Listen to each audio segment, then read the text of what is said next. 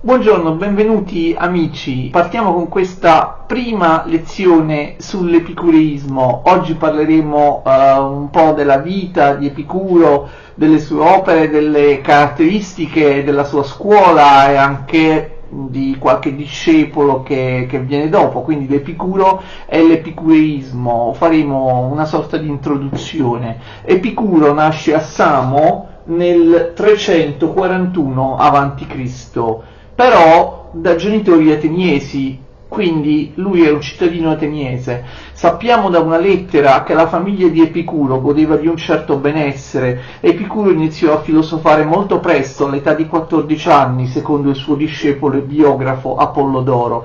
L'interessamento di Epicuro nei confronti della filosofia sarebbe stato causato dall'incapacità dei maestri di spiegargli il caos di Esiodo. Evidentemente questo aneddoto ha lo scopo di mostrare che alla base della vocazione filosofica di Epicuro vi fosse il desiderio di comprendere il mondo. Si tratta comunque di un aneddoto che ci presenta Epicuro come un fisico. Secondo altre fonti, sin da piccolo Epicuro iniziò a criticare la cultura scolastica basata sui testi letterari. Questo è un elemento molto interessante e molto caratteristico dell'epicureismo. Vi sarebbe in Epicuro una sorta di disprezzo nei confronti dell'istituzione tradizionale scolastica, dell'educazione, dell'istruzione tradizionale. Noi sappiamo che non solo gli epicurei, ma anche altre filosofie ellenistiche portavano avanti una certa polemica anticulturale, forse gli epicurei più degli altri. Avevano cioè la tendenza a pensare che il sapere tradizionale, il sapere astratto e matematico, non avesse valore in sé, ma solo in quanto potesse indicare la strada per ottenere la felicità. Quindi gli epicurei, ma anche altre scuole di quel periodo, secondo questa interpretazione, consideravano il sapere teorico strumentale alla pratica morale. La cultura serve solo se ci fa capire qual è il modo più conveniente di comportarci, solo se ci fa capire come ottenere la felicità, altrimenti la cultura non serve. Lo stesso Epicuro più volte dichiara che la conoscenza dei fenomeni fisici, del funzionamento della natura, è inutile se non ci insegna a ottenere la felicità. Il sapere non è più visto come meritevole di per sé, bensì come mezzo che può indicarci una corretta pratica morale. Molti hanno sostenuto che questa polemica anticulturale da parte delle scuole ellenistiche avrebbe costituito il sottofondo, l'humus, per la analoga polemica anticulturale di San Paolo e dei primi cristiani, i quali affermavano che la sapienza, la conoscenza scientifica e filosofica, non servisse a ottenere la salvezza, ovvero la felicità, anzi è più probabile che gli ignoranti vadano nel regno dei cieli piuttosto che le persone colte. Anche se ovviamente per il cristianesimo naturalmente si tratta di una felicità sovrannaturale, mentre la filosofia ellenistica punta ad una felicità mondana in questo mondo, una felicità legata alla sensazione. Torneremo in seguito su questo aspetto della polemica anticulturale. Inizialmente Epicuro studia filosofia con il platonico Panfilo e poi presso il democriteo Nausifane. Io gli ho scritto come al solito alla lavagna i nomi più importanti o comunque i nomi più complessi, per esempio i nomi propri, i nomi di luogo. A 32 anni Epicuro inizia a insegnare a Mitilene nell'isola di Lesbo e inoltre anche a Lampsaco, Mitilene e Lampsaco. Proprio in questo periodo Epicuro costituì la sua cerchia di discepoli e che in realtà lui trattava come dei veri e propri amici ed erano appunto o di Mitilene o di Lampsaco, i due luoghi dove lui insegnava. Si tratta, per quanto riguarda Lampsaco, dei due fratelli Metrodoro e Timocrate, poi Leonteo e sua moglie Temistia, e Colote e Idomeneo. Questi erano tutti di Lampsaco, mentre Emarco era il suo discepolo più importante di Mitilene. La scuola di Epicuro si contraddistingue per le caratteristiche di affetto, di amicizia e di tolleranza tra i suoi membri. I discepoli si sentivano molto uniti emotivamente nei confronti del maestro. Peraltro Epicuro, spesso duro e polemico nei confronti degli avversari, mostrava un atteggiamento dolce e benevolo verso quelli della sua cerchia. Li trattava come se fossero dei familiari. Era generoso anche nei confronti dei suoi servi, che spesso invitava a discutere di filosofia con lui.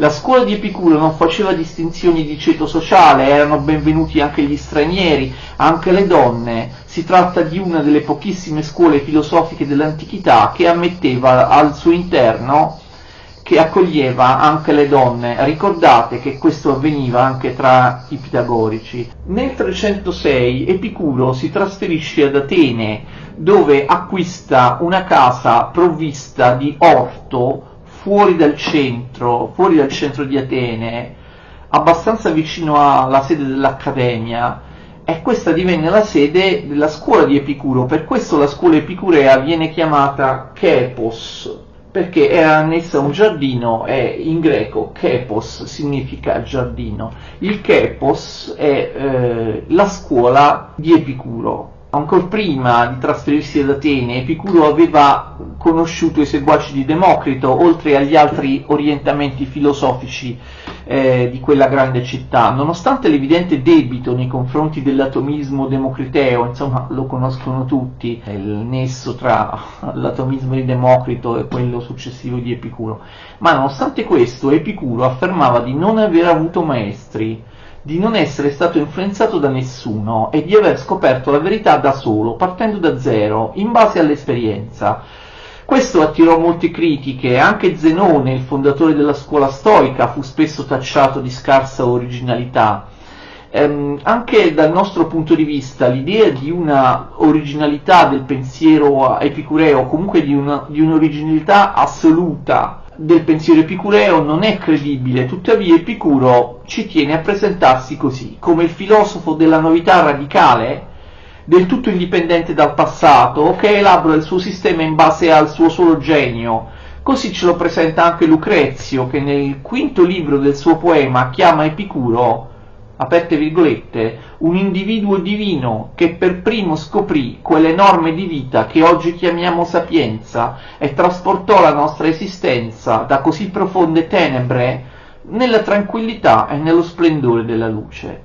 Chiuse virgolette. Il senso del brano di Lucrezio è chiaro: prima di Epicuro c'erano solo tenebre, poi è arrivato il maestro e dal nulla ha scoperto la verità, senza derivare la verità, o almeno una parte, da qualcosa, da qualcuno che era esistito prima di lui. Il fatto di non riconoscere discepoli potrebbe essere considerato una novità nella storia della filosofia greca. In fondo Platone, ricordate, si considerava discepolo di Socrate e Aristotele si considerava discepolo di Platone.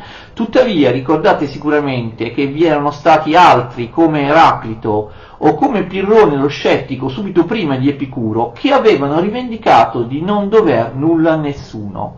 Però Eraclito o Pirrone, non avendo avuto maestri, neppure avevano interesse ad avere discepoli e ad insegnare. Invece Epicuro, indipendente da tutti, inventore della verità, ha interesse a diffonderla attraverso una scuola ben strutturata. Nonostante le critiche e l'opposizione da parte di molti, il giardino, il Kepos, diventò rapidissimamente una delle scuole filosofiche più importanti e più frequentate di Atene. La scuola epicurea, come le altre scuole ellenistiche, non aveva uno statuto ben preciso, non aveva un'organizzazione formale giuridica. La gerarchia era molto blanda, prevaleva, come abbiamo visto, un clima di amicizia che fu mantenuto anche dai successori di Epicuro. La scuola era finanziata dai contributi degli allievi e al centro della scuola c'era lo scolarca, il quale aveva rapporti più stretti con i discepoli privilegiati.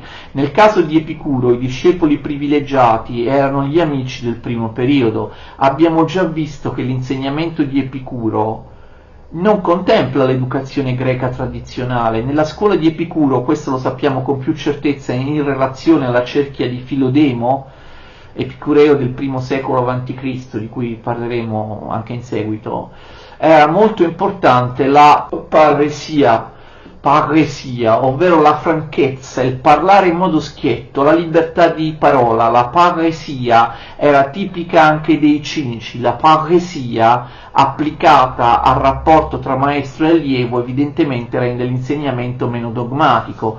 Filodemo dice: il saggio parlerà francamente senza le raffinatezze dell'arte oratoria e incoraggerà anche i suoi allievi ad esprimersi liberamente. Entrare nella scuola di Epicuro implicava l'adesione ad una dottrina, ma anche l'adozione di un tipo di vita estremamente frugale, oltre alla pratica dell'amicizia. Molti ritengono che più che scuola dovrebbe essere chiamata comunità.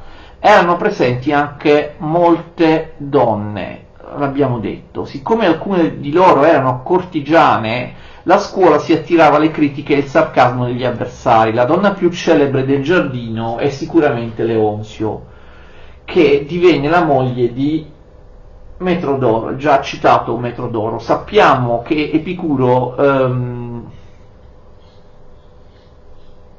Sappiamo che Leonzio scrisse un'opera contro Teofrasto, l'aristotelico Teofrasto. Epicuro indirizzò molte lettere a Temistia, moglie di Leonteo di Lampsaco, anch'esso l'abbiamo già citato.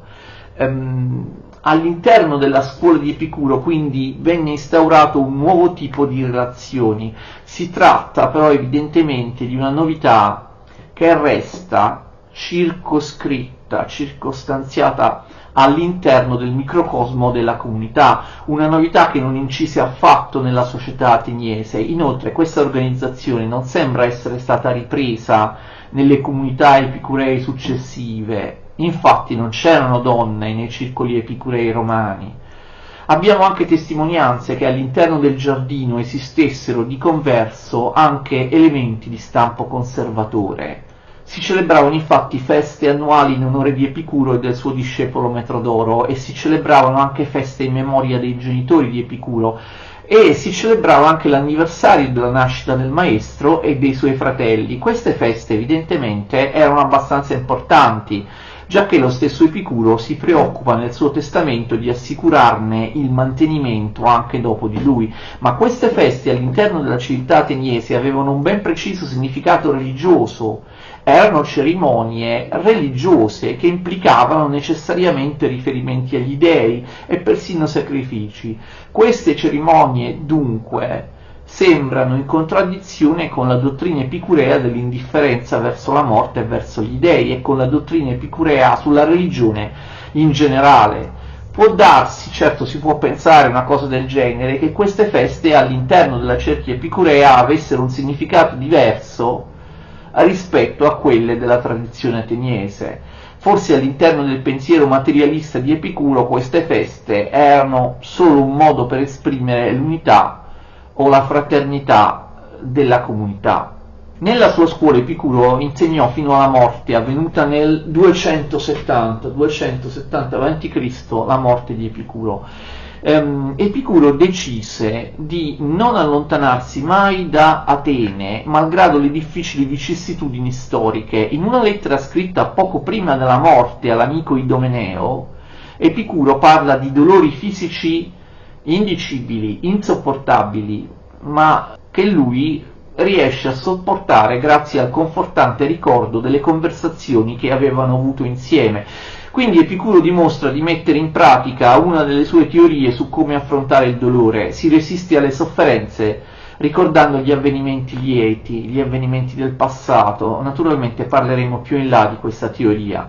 Atene e la Grecia considerarono Epicuro un filosofo molto importante, tuttavia forse non c'è nessuno tra tutti i filosofi che abbia subito tanti attacchi quanto Epicuro. La sua filosofia è stata in ogni epoca denigrata, disprezzata e deformata, non capita, oppure a volte deformata volutamente, non solo dal cristianesimo, ma anche da molti autori antichi. Questo è avvenuto anche durante la vita di Epicuro. Lo stesso Epicuro si doleva di questo. Tutti sanno che anche attualmente l'aggettivo epicureo, preso in senso generico, che cosa significa? Epicureo designa una persona immorale, a volte pervertita, dedita al piacere sfrenato, un gaudente, un crapulone.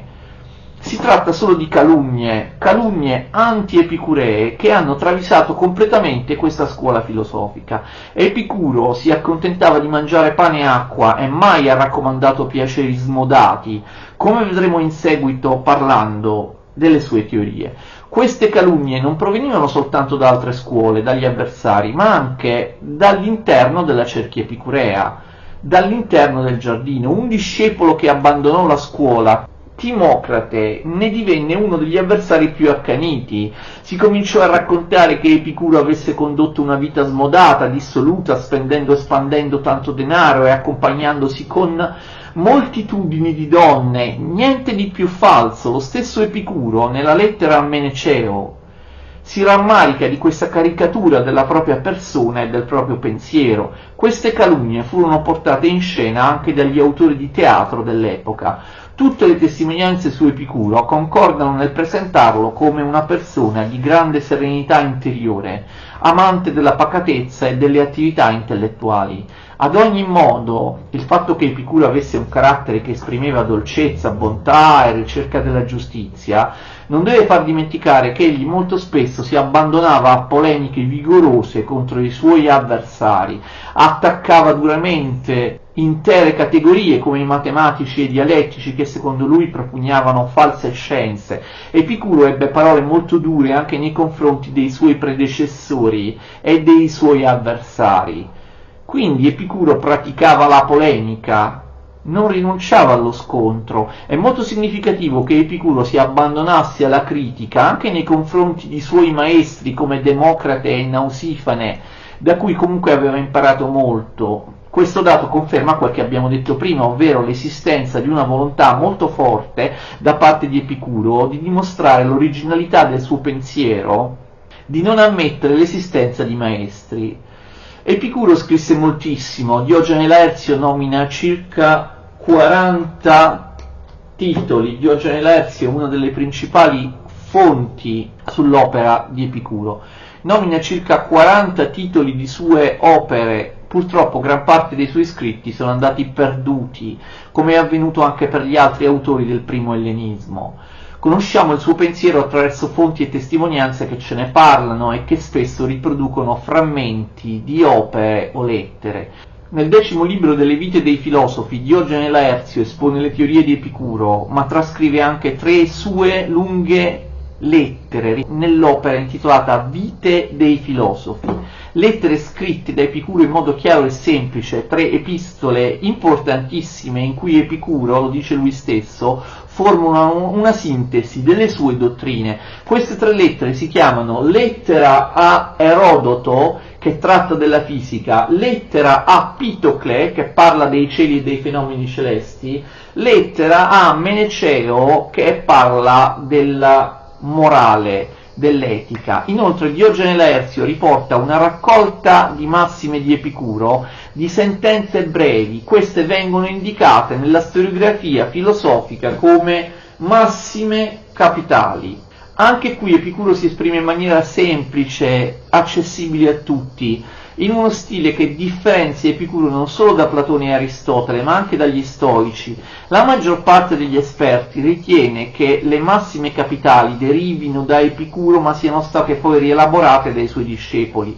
Si tratta di una sorta di catechismo epicureo, un'altra raccolta di massime, probabilmente non redatte direttamente da Epicuro, bensì da allievi della sua scuola. Sono le sentenze vaticane, chiamate anche Gnomologium Vaticanum, le sentenze vaticane. Perché vengono chiamate così? Perché sono state scoperte nel 1888 in un manoscritto della Biblioteca Vaticana.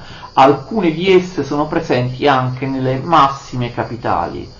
Le massime riguardano soltanto l'etica e hanno un carattere molto pratico. A volte Epicuro si esprime qui ricalcando alcuni modi di dire popolari, a volte qualche frase può apparire banale. Epicuro fornisce molti esempi della sua dottrina basilare, secondo cui qualunque cosa è riconducibile alla sensazione. Ad esempio parla della passione amorosa, criticando Platone che sosteneva che l'amore nella sua espressione più alta fosse qualcosa di intellettualistico, qualcosa che riguardava l'anima, qualcosa di proteso alla conoscenza ideale. Invece per Epicuro l'amore è strettamente legato ai sensi. Scrive il nostro filosofo: la passione amorosa svanisce senza la continua vicinanza e la conversazione. La passione amorosa si alimenta con la vista e anche con gli altri sensi. Inoltre è molto importante sottolineare che a seguito degli scavi di Ercolano, lo sapete, che fu distrutta dall'eruzione del Vesuvio, sin dal 700 sono emersi papiri carbonizzati da quell'eruzione del Vesuvio, che con moderne tecniche sono stati srotolati e decifrati questi papiri. E tali papiri appartenevano alla biblioteca che si trovava appunto ad Ercolano, la biblioteca annessa alla villa dell'epicureo Filodemo di Gadara. Parliamo del I secolo d.C. Si tratta di frammenti dell'opera Sulla natura, la più importante delle opere di Epicuro. Sulla natura, cioè Periphyseos, ve l'ho scritto anche in greco, Periphyseos, sulla natura. Un'opera immensa in 37 libri, quindi si tratta in questi casi di testimonianze archeologiche importantissime. Attraverso questi reperti archeologici noi abbiamo recuperato notevoli informazioni sulla filosofia di Epicuro. Il circolo epicureo di Filodemo ad Ercolano faceva capo all'importante famiglia dei Pisoni. Alcuni interpreti hanno ipotizzato che anche Lucrezio frequentasse questo ambiente e che fosse persino originario di quella zona. Altre informazioni sulla filosofia di Epicuro, spesso importantissime, vengono da opere di seguaci come lo stesso Filodemo oppure Diogene di Enoanda, il II secolo d.C., ma soprattutto, come tutti sanno, informazioni eccezionali vengono dal poema in esametri De Rerum Natura di Lucrezio, di Tito Lucrezio Caro, del I secolo a.C. Lucrezio, un epicureo che scriveva in latino e che ha un posto notevole all'interno della letteratura latina. Lucrezio esalta Epicuro, quasi lo venera. Attraverso questo poema l'epicureismo viene conosciuto a Roma. Fondamentali sono anche le testimonianze all'interno di opere di avversari di Epicuro, come Cicerone, che nel De Finibus si sforza di criticare l'epicureismo, oppure parliamo di alcune opere di Plutarco, di Sesto Empirico o di esponenti dello stoicismo. Vogliamo dire qualcosa dell'epicureismo dopo Epicuro? Di solito si dice che, a differenza dello stoicismo e dello scetticismo, il sistema di Epicuro sarebbe stato tramandato fedelmente, sempre uguale, senza significative modificazioni nei secoli successivi, mentre lo stoicismo di Zenone sarebbe stato ristrutturato e arricchito da Crisippo. Viceversa, i discepoli di Epicuro non avrebbero fatto altro che replicare il suo pensiero restando fedeli all'originale, quasi come se avessero voluto in un certo senso santificare o divinizzare il caposcuola, considerandolo una figura perfetta, autore di una filosofia perfetta e definitiva, non bisognosa di elaborazione. È proprio così. In effetti l'epicureismo non ha registrato una figura all'altezza del maestro. Seneca nell'Epistola 33 sostiene che questa dottrina rimase immutabile nel corso della sua lunga storia, che dura almeno fino al III secolo d.C. Ma è proprio così. Ad ogni modo, all'interno della scuola epicurea si registrano fenomeni di dissidenza analoghi a quelli delle altre scuole ellenistiche. Abbiamo già citato Timocrate di Lampsaco, che è alla base delle note calunnie anti-epicuree. Un altro epicureo, il già citato Metrodoro di Stratonicea, abbandonò il giardino per aderire alla cerchia di Carneade. E se ne potrebbero nominare ancora altri. All'epoca di Cicerone abbiamo notizia che all'interno del giardino ci fossero due atteggiamenti diversi, quello di coloro che volevano stabilire buone relazioni con le altre scuole e quello di coloro che erano contrari. Possiamo citare comunque due epicurei che ebbero una certa importanza. Uno è Colote di Lampsaco, che rimase sempre fedele alle teorie del maestro.